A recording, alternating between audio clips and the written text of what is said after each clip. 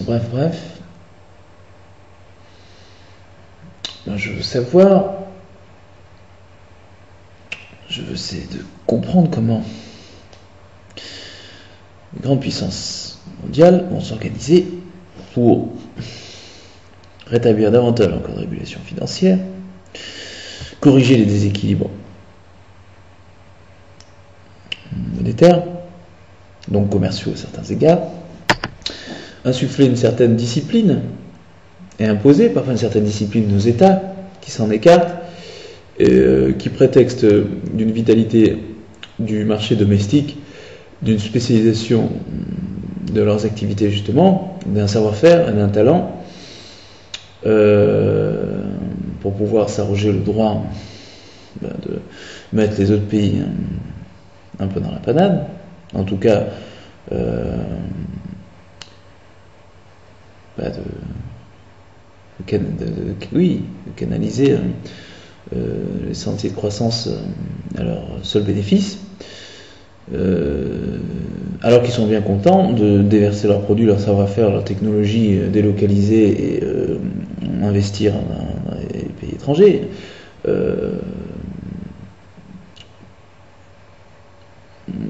Et donc considérer avant tout les autres nations comme leurs partenaires. Qui dit partenaire dit contribution à la croissance, à l'enrichissement. Bon. Alors, à moins d'être, comme vous le savez, totalement autarcique, on a toujours des comptes à rendre. Et s'il ne s'agit pas de sanctionner les meilleurs élèves, il s'agit quand même de rappeler à l'ordre les meilleurs ou très bons élèves qui progressent au détriment des autres.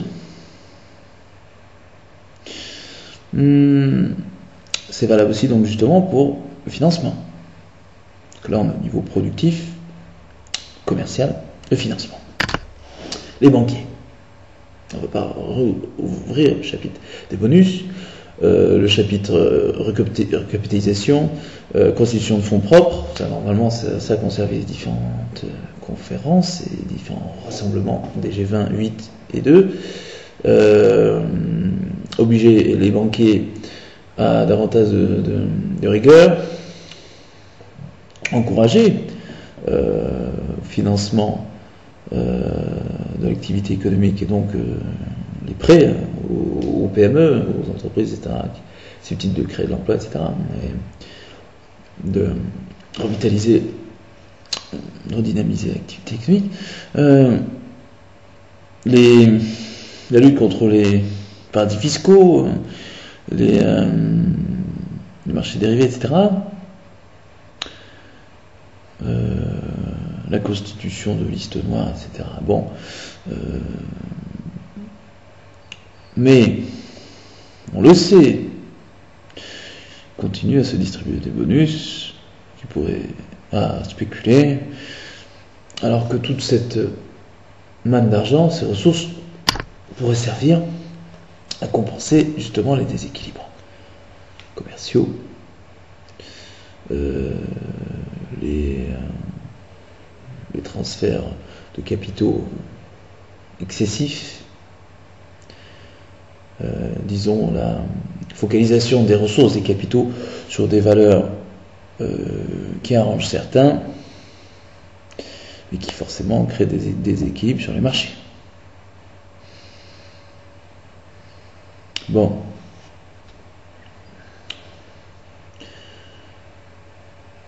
Il est toujours question d'une allocation des ressources plus optimale. Moi, j'aimerais savoir.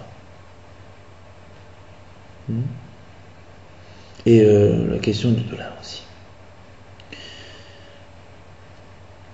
Qui crée des équilibres, dollar. Je vais expliquer. Et on va développer, qui dispose de réserves importantes. Un euro trop apprécié, excessivement apprécié par rapport à la capacité réelle de l'activité économique européenne, c'est-à-dire au potentiel réel, surévalué, donc l'euro protecteur, voilà, quand on voit l'inflation des prix des matières premières, carburant, du pétrole, donc, etc., on sait que c'est protecteur, on est forte pour importer. Pour acheter, s'approvisionner. Ça permet de payer moins cher, justement. Le coût d'achat est moindre. Mais pour les exportations, vous le savez, à l'inverse des Chinois, la monnaie chinoise, yuan, c'est forcément ça a des avantages. L'exportation. Et on perd en compétitivité. Donc, le dollar, par contre, monnaie de transaction par excellence.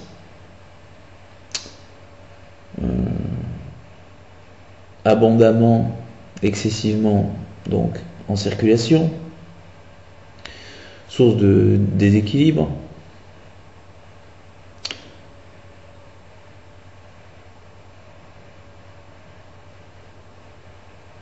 Quid? Alors, souvent entendu parler d'un panier de monnaie qui représenterait davantage le poids économique de chacune des nations, etc., la valeur réelle des monnaies, etc., de chaque nation, de chaque pays exportateur, du poids commercial en tout cas. Alors, qu'en est-il? Est-ce qu'on va vraiment le mettre en pratique, ça? Ou on va laisser le dollar constituer la valeur d'ajustement?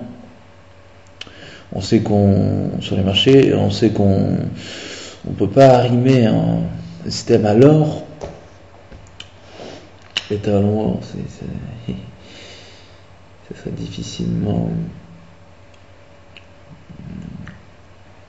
réalisable en l'état actuel des choses. Revenir à l'état à l'or serait une régression. L'état à l'or, dollar, parité dollar par rapport à l'or. L'or, lui, est une valeur refuge, mais pas suffisamment important quantitativement pour pouvoir en faire une référence pour les transactions.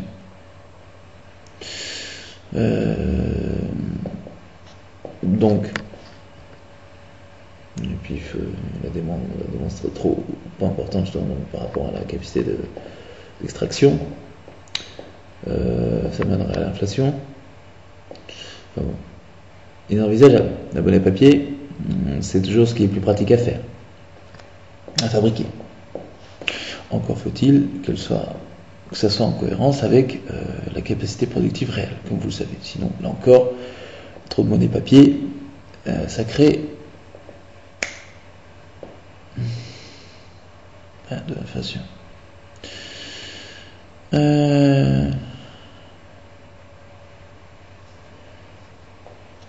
Alors quoi? On laisse toujours filer les taux d'intérêt pour ajuster les choses.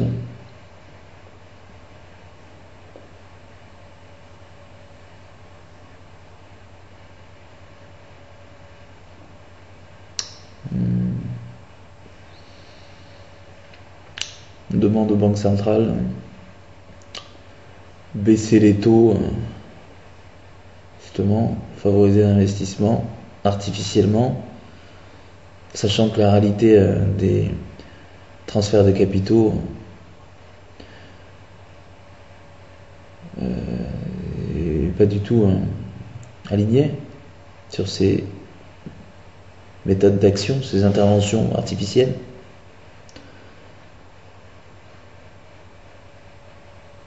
Et à force qu'il y ait des décalages comme ça, c'est pas fait pour stabiliser l'économie. Mécanisme financier. Et oui, quand une banque centrale intervient, elle va distribuer, elle va injecter de la liquidité. Vous savez. Les taux d'intérêt vont baisser. Alors, ça dépend de l'endroit où elle a injecté justement la liquidité. Mais les capitaux sont attirés par des taux d'intérêt élevés pour obtenir un rendement supérieur, justement. C'est ça le but, en fait. Le marché du pognon.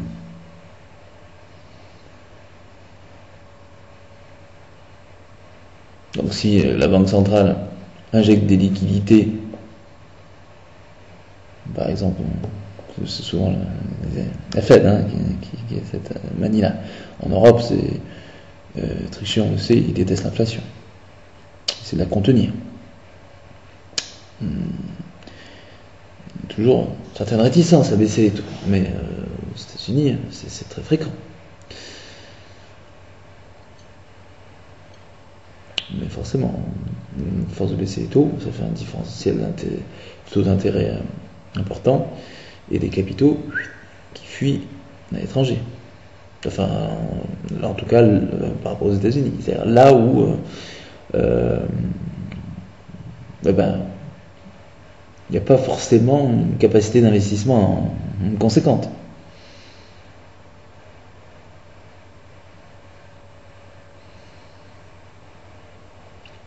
Oui, parce que là, comme vous le savez, les experts, ou peut-être les autres aussi, le taux d'intérêt faible pour pouvoir faciliter l'investissement. Parce qu'investissement, ça veut dire les entreprises vont proposer des titres et demander justement de l'argent en échange pour financer leur acquisition capitalistique.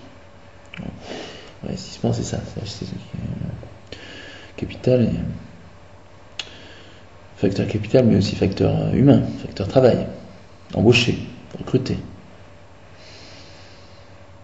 En général, quand on baisse les taux, on a de la liquidité, c'est que justement, il n'y a pas assez d'investissement, puisqu'il n'y a pas assez de dynamisme économique. Donc c'est comme si vous donniez à manger à quelqu'un qui n'a pas faim. Non. Alors tout ça, c'est pour essayer d'un petit peu vous vulgariser, expliciter certains mécanismes. Que compte faire l'ensemble de la gouvernance mondiale économique, dans ce sens. Récuptisme. Appelez-moi, mailez-moi. Non, mais c'est vrai. Moi, j'aimerais savoir.